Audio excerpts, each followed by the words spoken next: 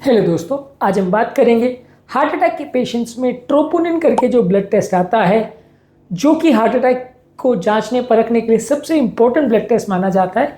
वो कहाँ गलत साबित होता है और उसके बारे में क्या मिथ्स अवधारणाएं हैं जिसके बारे में हमको समझना ज़रूरी है। क्या उसकी फैलेसीज या मिस्टेक्स है उस टेस्ट के बारे में, जिसके बारे में एक अंडरस्टैंडिंग होना ज़रूरी है।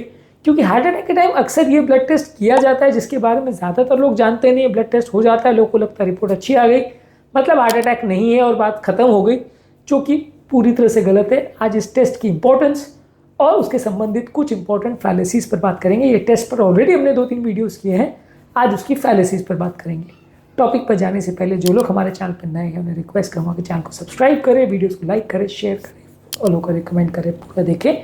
ट्रोपोनिन पर इतनी विस्तृत डिस्कशन और किसी भी चैनल पे आपको नहीं मिलेगी। ऑलरेडी कई वीडियोस हमारे इस पर हैं, चैनल को ज़रूर देखिएगा, वीडियोस को ज़रूर देखिएगा, शेयर करिएगा। चलिए शुरू करते हैं पॉइंट वीडियो। सबसे पहले लोगों को लगता है कि ट्रोपोनिन अगर एलिवेटेड है तो हमेशा उसका मतलब हार्ट अटैक है। ऐसा नहीं है।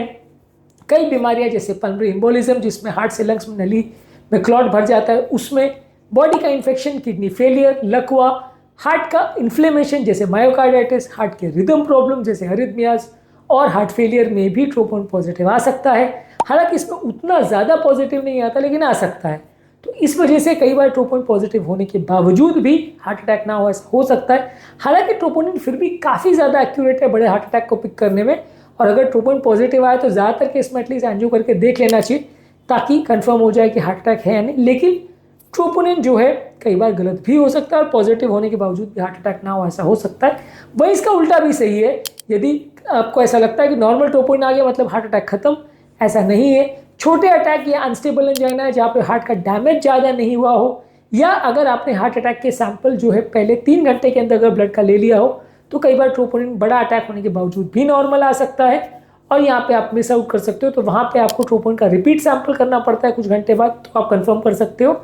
या कई बार छोटा अटैक हो तो पूरी तरह नॉर्मल भी है, बार बार भी नॉर्मल है, ऐसा हो सकता है। फिर भी आप एंजियो करो तो ब्लॉकेज बहुत सारे निकले, ऐसा हो सकता है। तो इसलिए ट्रोपोनिन कई बार नॉर्मल होने के बावजूद भी अटैक को पूरी तरह से रूल आउट नहीं करता। हाँ, मेजर हार्ट के डैमेज को, जो कि अटैक में अक्सर देखा जाता है, उसको पिकअप करता है।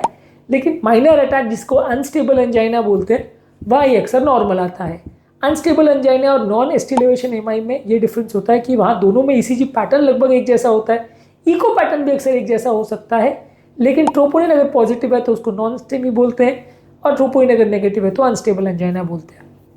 इसके अलावा अगर आपको ऐसा लगता है कि एक ही बार ट्रोपोनिन टेस्ट कर लिया सफिशिएंट है, वो सारी इन्फॉर्मेशन दे देगा, ऐसा नहीं है।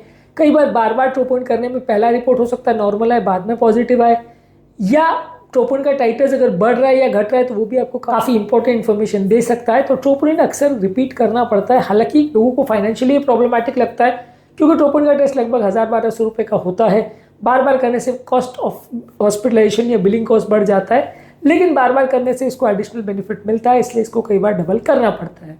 इसके अलावा पेशेंट का बेसलाइन ट्रोपोनिन लेवल्स कितना था, इसको भी कंसिडर करना जरूरी है। यदि आप खाली ब्लड टेस्ट कर लेते हो और उसकी रिपोर्ट्स को देख के जज करते हो तो वो कई बार गलत हो सकता है।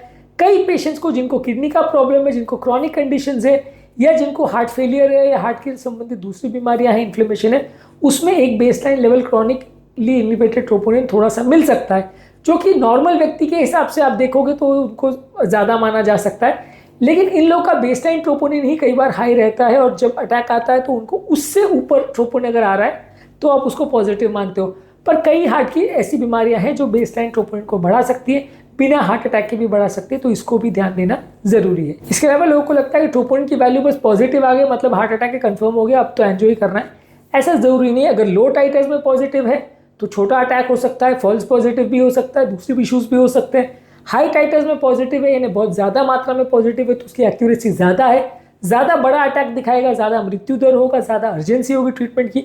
यानी कि ट्रोपोनिन की वैल्यू कितनी आ रही है उसकी भी बहुत इंपॉर्टेंस है। आप अगर सिर्फ पॉजिटिव और नेगेटिव की बात करोगे कि इसका ट्रोपोनिन पॉजिटिव, इसका ट्रोपोनिन नेगेटिव, तो इसमें कुछ खास पता नहीं चलने वाला। ट्रोपोनिन कितना पॉजिटिव है, कितने लेवल्स पे पॉजिटिव है, और कोई ऐसे इश्यूज तो नहीं है जो ट्रोपोनिन वैल्यूज को इन्फ्लुएंस कर सके, वो सारी चीज़ों का भी ध्यान देना ज़रूरी है। इसके अलावा कुछ लोग को लगता है कि सिर्फ ट्रोपोनिन वैल्यू देख ली, अब मैनेजमेंट डिसाइड हो गया, अब हार्ट अटैक है, एंजियो करना है, बात खत्म हो गई। ऐसा नहीं है। कई बार ट्रोपोनिन वैल्यूज़ में भी आपको देखना पड़ता है कि पेशेंट का क्या इशू है, क्रॉनिक डिजीज़ है या नहीं, फ्यूचर कार्डियक इवेंट्स या बाकी सारी चीज़ों को भी ध्यान रखते हुए ट्रोपोनिन की जो वैल्यूज़ है उसकी बहुत ज़्यादा इंपॉर्टेंस होती है।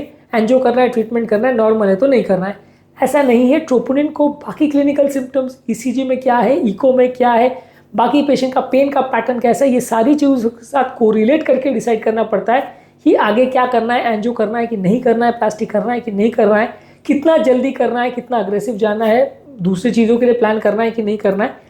ये सारी चीज़ें सिर्फ और सिर्फ ट्रोपोनिन की वैल्यूज़ पर डिसाइड नहीं होती, और भी बहुत सारे चीज़ों को यूज़ करना पड़ता है जो कि फाइनल डिसीजन मेकिंग में इंपॉर्टेंट होते हैं।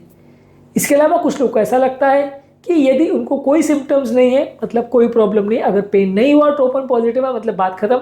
ऐसा नहीं है। बहुत सारे साइलेंट हार्ट अटैक्स होते हैं जहाँ कंप्लीटली पेनलेस पेशेंट को होता है, कोई सिम्टम्स नहीं हो, ट्रोपोनिन पॉजिटिव है, तो वहाँ पे आपको ट्रोपोनिन को ध्यान देना पड़ता है। और एंजियो आप करते हो तो बहुत सीवियर ब्लॉकेज भी ऐसे लोगों में निकल सकता है। इसलिए अगर किसी व्यक्ति को आप अगर ऐसा देख रहे हो कि उसको अगर कोई लक्षण नहीं है और ट्रोपोनिन पॉजिटिव है, तो भी उसकी अच्छी खासी इंपॉर्टेंस है, और वैसे व्यक्ति में इग्नोर कर देना, वैसे केस में अगर इग्नोर कर देना कि अगर उस व्यक्ति को कोई लक्षण नहीं है तो मतलब कोई आगे ट्रीटमेंट की जरूरत नहीं है, ऐसा नहीं है। अगर ऐसे व्यक्ति में भी ट्रोपोनिन पॉजिटिव आ रहा है तो आपको आगे ट्रीटमेंट की आवश्यकता हो सकती है, जांच की आवश्यकता हो सकती है। सिम्टम्स या लक्षण से ज़्यादा वैल्यू होती है ट्रोपोनिन की। अगर पॉजिटिव है तो उसको ज़्यादा इंपॉर्टेंस दी जाती है, क्योंकि सिम्टम्स कम से कम 25-30% केस में बिल्कुल ना हो, ऐसा हो सकता है। ट्रोपोनिन में गलती होने की गुंजाइश उतनी ज़्यादा नहीं है। ट्रोपोनिन अगर पॉजिटिव है तो उसकी वैल्यू ऑलमोस्ट 95% तक एक्यूरेट होती है। तो अगर एक पेशेंट को कोई लक्षण नहीं और ट्रोपोनिन पॉजिटिव है तो हमको ट्रोपोनिन को ज़्यादा इंपॉर्टेंस देना पड़ेगा, ना कि उसके लक्षणों को। इसके अलावा पेशेंट की ओवरऑल प्री क्लिनिकल फैक्टर्स या प्री एनालिटिकल फैक्टर्स को इग्नोर आप करोगे तो उससे भी गलतियां होगी। कितने टाइम पर सैंपल लिया, सैंपल प्रॉपर स्टोर हुआ था कि नहीं हुआ था, सैंपल के बाकी इश्यूज़ क्या है, सैंपल लेने के बाद ब्लड खराब तो नहीं हो गया था, ये सारी चीज़ें भी कई बार ट्रोपोनिन के वैल्यूज़ को अफेक्ट कर सकती हैं। तो कई बार क्या है, लैब की कोई इश्यूज़ तो नहीं है, लैब के कोई प्रॉब्लम्स तो नहीं है, इसको भी ध्यान देने की ज़रूरत है।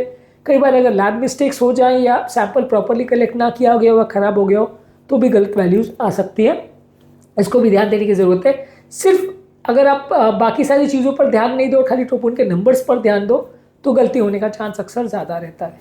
आज के टॉपिक में हमने बात करी कि कहाँ कहाँ ट्रोपोनिन को असेसमेंट में या एनालिसिस में गलतियाँ हो सकती है, कहाँ कहाँ ऐसा हो सकता है कि हम ट्रोपोनिन को अगर यूज़ करते हैं डिसीजन लेने में तो वो गलत साबित हो सकता है, कहाँ कहाँ इनएक्यूरेसीज हो सकती है ट्रोपोनिन के केस में, इस पर हमने बात करी। इसके अलावा ट्रोपोनिन की वैल्यूज़ क्या है और ट्रोपोनिन कहाँ कहाँ गलत या सही हो सकता है, इस पर ऑलरेडी हमने वीडियोस किए हैं, इनको भी जरूर चेकआउट करें।